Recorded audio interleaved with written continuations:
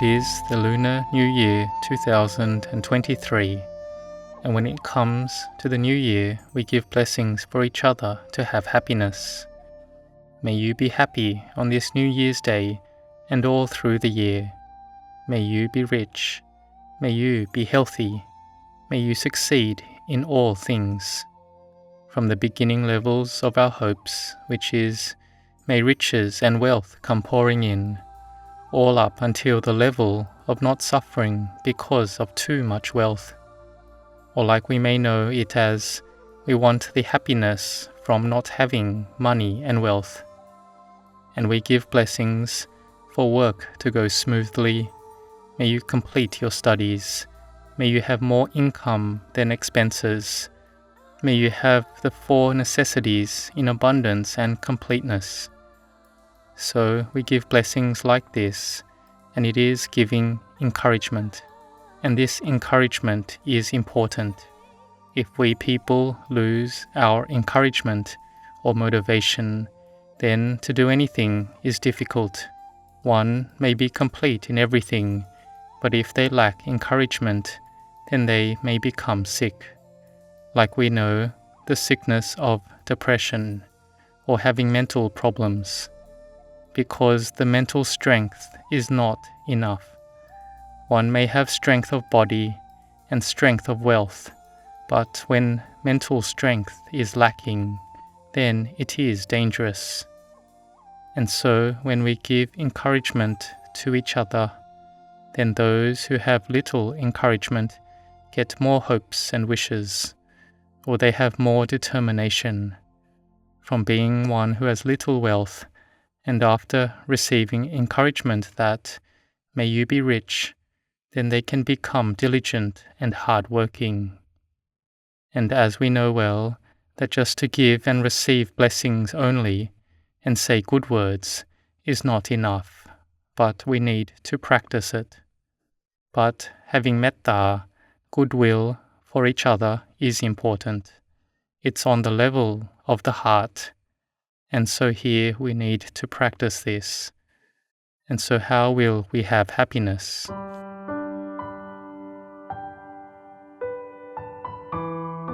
There is the happiness of a layperson, of which there are 4 types of happiness. 1. There is the happiness coming from having wealth. 2. The happiness from consuming and using that wealth. 3. Happiness from having no debt, not owing anyone. And then there is the happiness from doing work that is blameless. See, the Buddha taught on every level. He taught what happiness is for a lay person. The wisdom of the Buddha could analyze through it all. It is very amazing. There is no one who could analyze it all in this way. And in regards to the happiness from having wealth, it is related to the power of merit and vasana, spiritual development.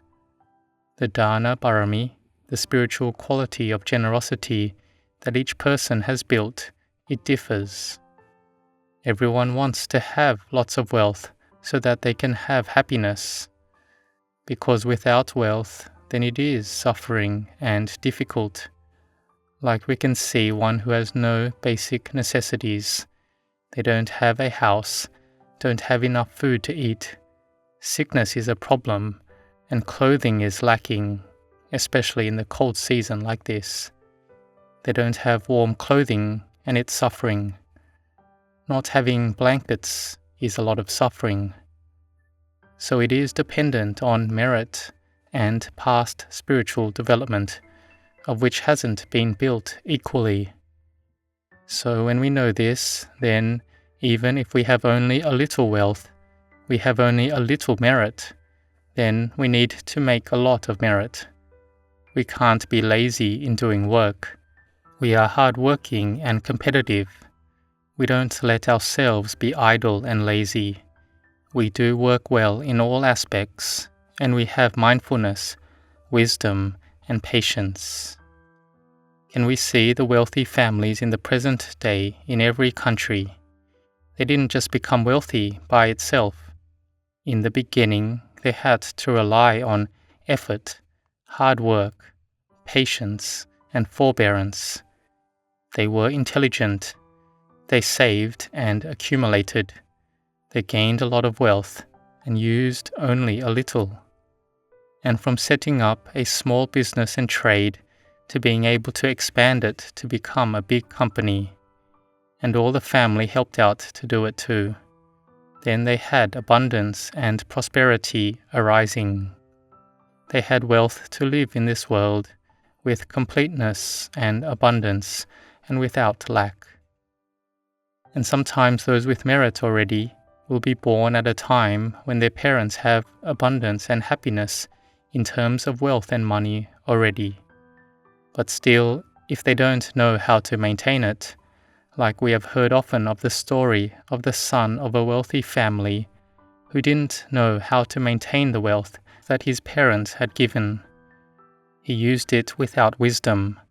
So, wisdom is an important quality. And ultimately, all that wealth was gone, and he became a poor beggar. This was because of not knowing how to maintain that wealth. A person who knows how to gain wealth needs to know how to maintain that wealth as well. Or being a child, it says they need to behave in a way appropriate to receive their inheritance. They need to be someone who has knowledge and wisdom, and they can look after themselves and their wealth. So one who is intelligent needs to consume wealth, but to consume it with wisdom, and then happiness arises. So not using and spending it lavishly and grandly, knowing the right amount, being moderate in consumption, and having moderation in expenses as appropriate for one's status. And that which is in disrepair, then they know how to repair them, not just to throw it away. One needs to repair it to be used again. Things that shouldn't be ruined, don't let it become ruined. So can you see those with wealth have wisdom? Whatever shouldn't be ruined, then no matter how small it is, they won't let it go to waste. They are diligent and thrifty. The things that need to be used and bought, they use and consume it with wisdom, so that it is used for the highest benefit. There is the saying that money doesn't fall from the sky. It arises from effort and diligence. And especially those of you coming here to make offerings, it doesn't come here easily. Like Venerable Ajahn Chah taught that one handful of stones is not gained easily. In order to get these handful of stones, one needs to carry it from a mountain that has been blasted down. It has to be grinded down and transported in. And the important quality is that faith is required. To have this faith, there needs to be the Buddha, the Samma Sambuddha, who has become perfectly enlightened. And he had sacrificed his life for an uncountable number of lifetimes. In some past lives, he was a king monkey, and in some lives he was a king elephant, and he was harmed to the point that he lost his life, even though he had helped someone else to be free from danger, but they still came back and took his life. This happened in many lifetimes. Hearing this, we may be in tears as well. So this didn't come easily. It came from the life, blood and flesh of the Buddha. So Ajahn Chah taught that these handful of stones did not arise from here. It was a short teaching, but it went deep into the heart until today, and I'm still amazed at the Dhamma that Ajahn Chah taught. So those that have wealth, we call them millionaires or billionaires, and they may be seen as stingy, but it's not that they are stingy, but they use their money wisely, with the exception of the one who doesn't want to use it at all. They are truly stingy, which is also scary. If there isn't someone with barami to help them, then they may not be able to overcome it. Like a rich man in the city of Rajagir who was stingy. He wanted to make dessert pancakes and didn't want to give any to his wife, so to keep it a secret, he went far away to fry them on the 7th floor of his mansion. It was to that point. The Buddha saw with his Buddha knowledge that this rich man would attain to Sotapanna, stream entry. So the Buddha had Venerable Mahamoggallana go to lower the man's ego and conceit. Venerable Mahamoggallana used his psychic powers to float in mid-air outside the window, but the rich man would still not give it. His dessert was better. The ascetic floating like this, it means that he wants my dessert. He wouldn't give it. So what to do? The Venerable Elder Mahamoggallana had to lower the man's ego and conceit. Whatever the man was thinking, Venerable Mahamoggallana knew of it and used it to lower the man's ego. He used smoke until the rich man was scared. His defilements were being tortured to the point of being scared. Scared that there would be a fire and his whole 7th floor of his mansion would be burnt. So he needed to share his dessert so that the ascetic would leave. As it happened, no matter how much he tried to tear a piece of the dessert off, it couldn't be torn. And then he got angry and wanted to just give it all away. But the Venerable Elder wouldn't receive it and said that you need to offer it to the Sama Sambuddha in the city of Savatthi. And the rich man thought about how he could get there as it was so far away. Back then, it probably would have taken many months by foot.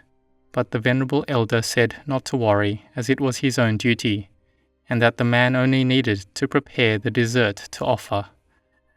As the rich man walked down from the 7th floor and stepped to the last step on the ground, he was in the front of Jetavana Monastery already. It was like there was an escalator, like we see an escalator, like when we go to the airport. If it goes quickly, then we can quickly reach there. The man listened to the Dhamma of the Sama Sambuddha and attained to Sotapanna. But if we are stingy like this and do not meet the wise Buddha, then it can be dangerous, to the point of not giving anything to anyone at all, and only thinking about oneself as well, and criticizing others too. Like one old woman who died underneath a rose apple tree. She died and could not take anything with her, and after dying, no one came to her funeral as well, because she had no heart of goodwill and compassion. So having happiness through consuming wealth, we consume it in just the right amount, and not excessively. We don't use excessively rich and lavish things, following the concepts of this world. We contemplate that to use rich and lavish things doesn't give much benefit. If those valuable things disappear, then we will suffer. If we lose it and can't find it, we will suffer. Even just small things, we use it and think it will stay with us forever onwards. When we have used it, we should have the wisdom that this thing will one day break and disintegrate. If it doesn't break, then it will disappear. It can get lost and not be found again. We will then not suffer. If that thing can't be found, or disappears, or someone takes it, or it breaks, then we won't suffer. But if we use things and don't have wisdom, then we can suffer. We have diamonds and jewelry that adorn the body, and one day it gets lost. Will we have happiness, or will suffering arise? See, it's gone. Even the smallest things can bring us suffering. And the more expensive it is, the more we will suffer. Especially if a thief comes, then we will have even more suffering when we lose our things. So we need to contemplate like what Ajahn Chah had taught, to use things and possessions and see that they are already broken. This cup is broken and cracked already. This body too, we use it and it declines. We need to be able to contemplate it so that wisdom arises, so that we won't suffer from having wealth of the external type, and also from the wealth that is this body. So in this new year, may you all have happiness and grow in the Dhamma. May you grow in blessings.